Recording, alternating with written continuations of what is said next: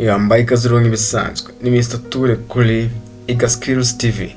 Yes, aho hano ugenda wiga ubumenyi bugiye butandukanye. Uri umuntu ushaka rwose kuzatsinda ikizamini cy'akazi, uri umuntu ushaka kuzihangira business, uri umuntu ushaka mbese ikintu cyose uzikiri tekiniko, cya kintu cyagufasha kubava ku rwego rumwe ukagera ku rundi. Aha ngaha rwose turakubereye. Yes, rero aha ngaha nicano izajya ubumenyi bugiye butandukanye. Uyu munsi rero ni mpamvu twafashe kanya k'Icyongereza. Yes, rero birababaje kuba wajya ahantu rwose kizamini cy'akazi ugasanga ubuze amahirwe y'ikizamini kubera hari ubumenyi buke ufite ku rurimi rw'Icyongereza. Niyo mpamvu rero n'agace k'Icyongereza twakazanyemo ni ingenzi cyane. Yes, burya nta kintu kitabaho kubw'impamvu. Ushobora kuba uri kwiga ibi ugasanga hari aho ugeze rero bise bikenerwa. Niyo mpamvu nta kintu ukwiye gusuzugura, ikintu cyose ukwiye kuba wagiha agaciro. Gipfa ko ari ikintu cyiza rwose, ari ikintu cyiza cyakugira umumaro, uba ugomba kugiha umwanya kuko ntawamenya hari ubu uzagikenera ahandi hantu. Yes, rero aka gace twakazanyemo hano tuvuga ku bijyanye na technical skills. Yes, kwandika amabaruwa, kwandika ama-CV, uburyo wakapura ingano runaka, mbese amahirwe yose nakagucika. Yes, nawe hari icyifuzo ugomba kutubwira muri comment kugira ngo tuzageraho ubutaha. Rero umuntu uzi ibyo byose agomba no kuba afite ubumenyi ku Cyongereza. Niyo mpamvu natwe twazanya ku gace rero. Yes, ukaba ufite ubumenyi ku Cyongereza. Yani gute bandika ibaruwa mu Cyongereza. Yes, ibintu nk'ibyo rwose kandi ndabizi ko bizagufasha, ntabwo wahisemo nabi cyane. Yes, n'abatinde rero uyu munsi tugiye kwiga isomo ry'Icyongereza rero. Isomo ryiza cyane, nanjye narikunze rwose. Ni isomo rishobora kugufasha. Burya hari igihe ujya ahantu ugasanga uruvuga ikintu kimwe gusa, uvuga ikintu kimwe wenda wafasha vocabulaire imwe, uvuga uti vocabulaire nzanyikoresha ahantu hose. Uragenda urayivuza ugasanga abandi izo bavuze wowe wise ubura. Avuze iki? Bikagucanga. Niko rero ururimi rukora.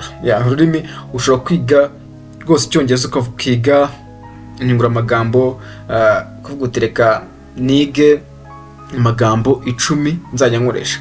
Hanyuma my dear friend, wagenda ugasanga hari andi menshi bakoresha arenza ayo ngayo.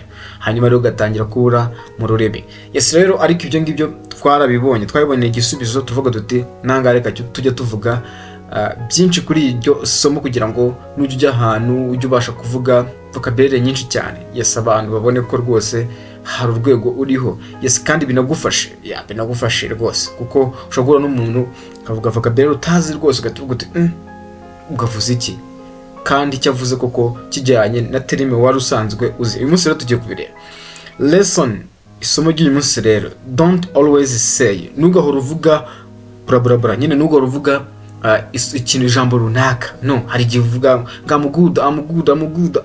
No, hari ubundi buryo rero umuntu ushobora gukoresha avuga ngo I'm good, meze neza, I'm good. Ugasanga uvuga ngo I'm fine. No, hari ubundi buryo. Niyo mpamvu rero tugiye kureba. Yes, ibi rero bizagufasha cyane uva ku rwego rumwe rwose. Uzaba uri kwiyungura ubumenyi mu rurimi rw'Icyongereza. Yes, reka dutangire rero n'uburyo bwa mbere busimbura ubundi buryo duhora tuvugamo buri kanya. Yes, tutangiye ahabere. Don't always say I'm fine. Nubwo uvuga ngo I'm fine. Uwo muhuye nawe yakwaza kumeza uti I'm fine. Ushobora rwose kubihindura ukajya usimbuza ukavuga uti I'm doing great. Meze neza cyane. I'm doing well. Ukavuga uti thanks. Ukavuga uti thanks. Ukavuga uti couldn't be better.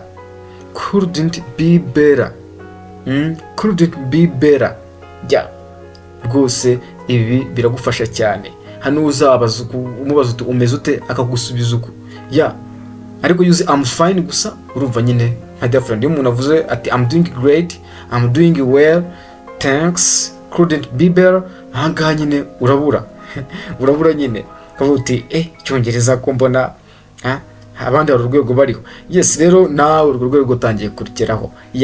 Umuntu akubaza ati umeze ute, aho kuvuga I'm fine igihe cyose ushaka kuvuga ati I'm doing great, cyangwa ukavuga uti I'm doing well, cyangwa ukavuga uti thanks, cyangwa ukavuga uti couldn't be better.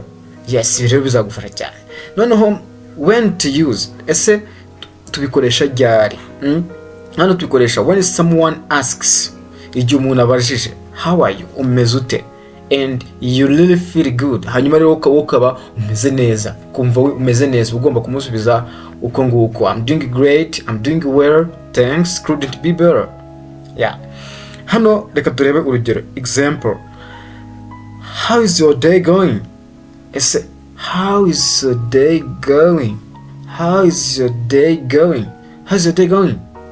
How's your day going? How's your day going? Yes, ese umunsi wawe umeze ute? Wagenze ute? Uri kugenda ute? How's your day going? Umunsi wawe kugenda ute? Yes, ahangaha rero ushobora kumusubiza uti, oh, I'm doing great, thanks for asking. I'm doing great, thanks for asking. Meze neza, ni ukumubwira umunsi nyine umeze neza, ngiye meze neza rwose. Yeah, iyo umuntu akoresha umunsi wagenze ute, bari kubaza nyine wowe umunsi wo kugendekeye turumva umeze neza, and wowe ugahita umusubiza uti, oh, I'm doing great, I'm doing great, thanks for asking. I'm doing great, thanks for asking. Yes, meze neza rwose kandi urakoze kubaza. Urumva rero aka ni akantu rwose keza cyane my dear friend, ni akantu keza cyane wari umunsi rwose utangira ukoreshe I'm doing great, I'm doing well, thanks, couldn't be better. Yeah, izo bizagufasha rero, nizere ko rwose akakara ari akantu k'ingenzi.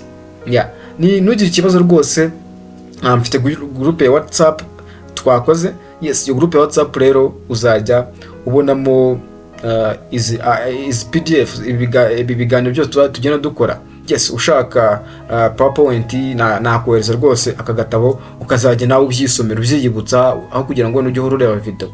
Yes, wowe rwose ujye muri description muri video uraza kubonamo link ya WhatsApp, hanyuma rero uyijoining rwose nawe utangire wige. Yes, bizagufasha cyane. Yeah, uko nsoje ubwo kangaka nzayimita ngashyira muri WhatsApp. Yes, icyo wiyibutsa kandi ugafungure wiyibutse.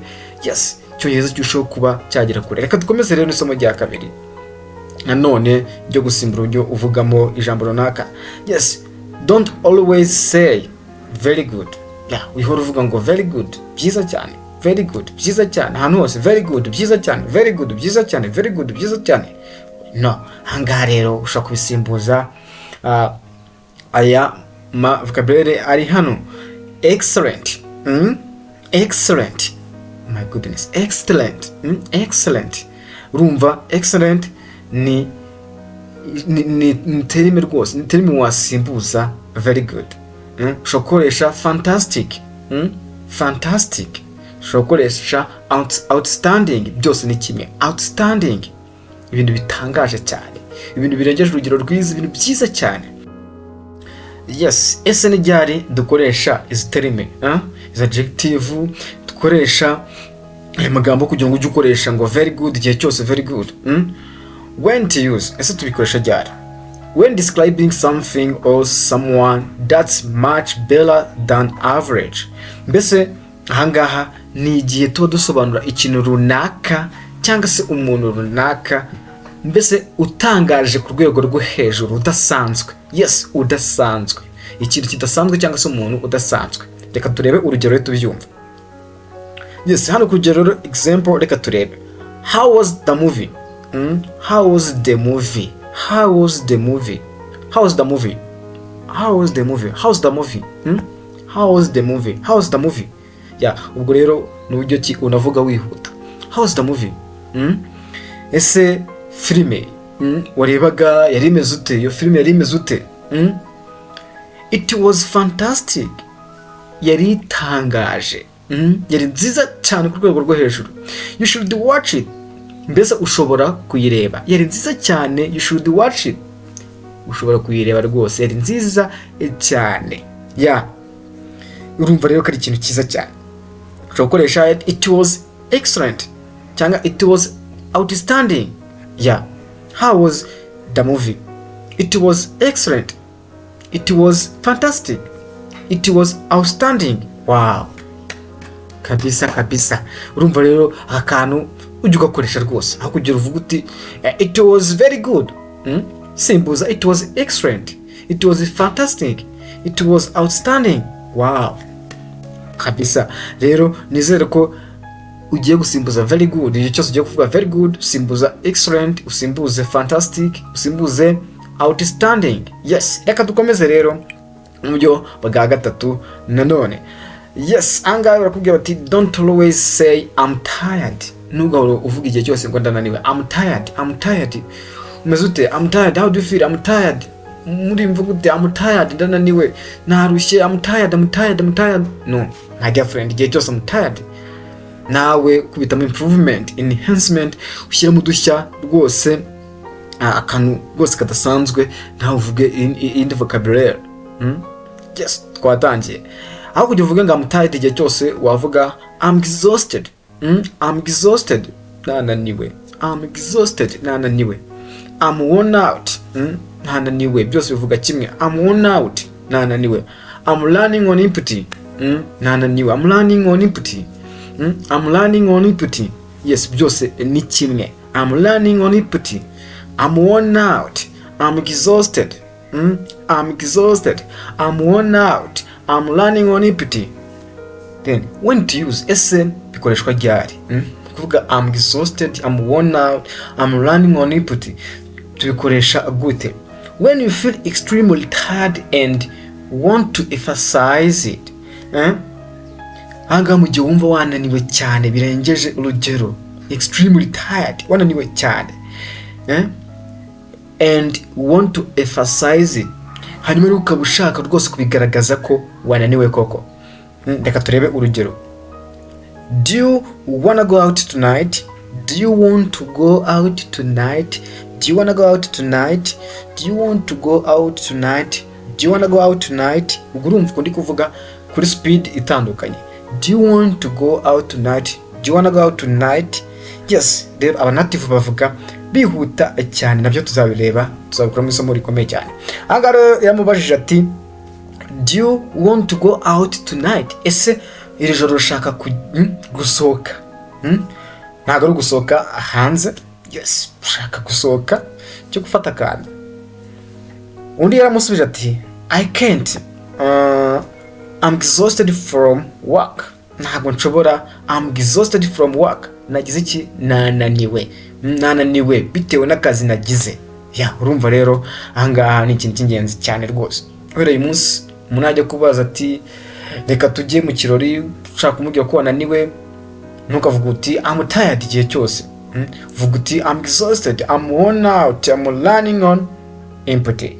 Yes, reka dukomeze rero turebe nanone ubundi buryo bwa kane nanone ukwiriye kwirinda gukoresha buri gihe. Don't always say it's easy. Uhora uvuga ngo biroroshye. It's easy. No. Ahangaha gerageza usimbuze, ukoresha ubundi buryo. Ushobora gukoresha it's piece of cake. Yes, ubu ni ubundi buryo noneho butangaje. Ubu ngubu iyo ubukoresheje my dear friend Icyongereza, umuntu wese yakumva ukoresha ubu buryo ahita ati uriya muntu ari ku rwego rwo hejuru, ushobora kuba ari muri advanced. Yes, ubu bikoreshwa n'abantu bari advanced mu Cyongereza. Rero nawe ugomba kubukoresha. Rero uzumva umuntu avuze ati it's piece of cake. Ushobora kumuza uti ese ikizamini cyari kimeze gute? Akubwira ati oh, it was piece of cake. My goodness, yavuze ngo it was a piece of cake. Gasubwe avuze ikira, kumbe yaravuze ngo cyari cyoroshye. Yes, it's super simple. It's super simple. Yes, it's super simple. Mu buryo rwose wabukoresha. It's super simple, kiroroshye cyane. It's not a trouble at all. It's not a trouble. It's not trouble at all. It's no trouble at all. It's not a trouble at all. It's not trouble at all. Mbese nta kibazo kirimo, nta makuba arimo rwose, cyari cyoroshye. It's piece of cake. Tujye kubisubiranamo. It's piece of cake. It's piece of cake. It's super simple. It's super simple. It's not trouble at all. It's not trouble at all. Yes, urumva rero uburyo n'ubukoresha buzagufasha cyane. Se tubukoresha ryari? When to use? For tasks that are very simple. Ku mikoro runaka, ku mirimo runaka yoroshye. By'umwihariko bikunze gukoreshwa muri informal phrase, apana formal. Yes, ahangaha rero ku mirimo, yes, ubona yoroshye rwose. Urugero, yaramubaje ati can you fix my computer, ese wankorera computer yanjye? Uyu yasambye ati sure, yego, it's piece of cake, biroroshye, yego biroroshye. Yashyizeho na exclamation n'agatangaro, urabona agatangaro hano, yego biroroshye. My goodness, urumva hano kuri ibintu byiza cyane. Uvuga it's piece of cake, it's super simple, it's no trouble at all. Urumva rero ubu ni uburyo bwiza cyane my dear friend wakoresha. Nugira ikibazo rwose iyi PDF ndayikohereza, ndayohereza muri groupe. Wowe ujye kureba muri description urebemo groupe ya WhatsApp rwose. Twakoze iyo groupe rwose uzajya wungukiramo ubumenyi bwinshi. Aho tuzajya tuganira, dukoremo ama debate. Yes, tuganire uburyo bwa online. Burya uko connectinga uhura n'abantu benshi bagiye batandukanye bituma wumva wiyungura ubumenyi bushya. Niyo mpamvu rero iyo groupe rwose biraba byiza n'uyijyamo kugira ngo ujye ubonamo daily updates. Yes, by'umwihariko kuri video dupostinze, hanyuma ubonemo n'izi link zose, hanyuma uhure n'abantu bashya, ushobora kubonamo n'inshuti rega ukaganira kuri rurimi rw'Icyongereza. Yes, ukagenda wiyungura ubumenyi rero bizadufasha cyane. Reka dukomeze. Don't always say I don't know. I don't know. None mu buryo bwihuta, I don't know. I don't know. Don't always say I don't know. I don't know. I don't know. I don't know. Yes, byose rero nuko wabikoresha. Ujye ukoresha I don't know. Yes, reka turebe rero. Aho kugira ngo uvuge ngo I don't know igihe cyose. I don't know, I don't know, simbizi. Say I'm not sure. I'm not sure. Ntabwo mfite amakuru ahagije. Ntabwo rwose simbizi neza. Ni ngo kuvuga ngo simbizi neza. I'm not sure. Tangira gukoresha I'm not sure. Ukoresha nanone let me think about it. Reka mbitekerezeho. Let me think about it. Cyangwa ukoreshe that's good question. Okay, reka dusubiranemo rero kugira ngo ujye gukora repetition birushaho kujya mu bwonko. Let's twatangire, reka dutangire. Nyivuga nawe rwose ukurikiye uvuga I'm not sure. I'm not sure. Great. Urakoze cyane kuba rwose ubikoze. Let me think about it. Let me think about it. Okay. Rero bizagufasha cyane. Kaza dusubiramo kuri that's a good question. That's a good question. That's a good question. That's a good question. Yes, rero wow. Kabisa urakoze kuba ubikoze cyane. Yes, rero reka turebe when to use. Ese tubikoresha ryari? When you need a moment to think. Mu gihe ukeneye umwanya. When you need a moment to think. Mu gihe ukeneye umwanya wo gutekereza. Bintu ntabwo uri kubikura neza, ntabwo uri gukura amakuru neza. Ushobora kuvuga uti I'm not sure. Let me think about it. Let me think about it. Let me think about it. Kuvuga uti that's a good question. Cyo ni ikibazo cyiza. Yes, hanga rero or when you want to sound more polite. Cyangwa se ngo mu gihe ushaka nyine kugaragaza ikinyabupfura. Ntabwo umuntu yakoze ikibazo cyangwa nga don't know simbizi oya. Ushobora kuvuga I'm not sure. Let me think about it. That's a good question. Wow. Kabisa, round of applause. Yes, noneho reka turebe mu rugero babikoresha gute. Yaramubaje ati why is the sky blue? Kubera ikirere kiri gusa ubururu. Why is the sky blue? Why is the sky blue? Yaramubaje ati that's a good question.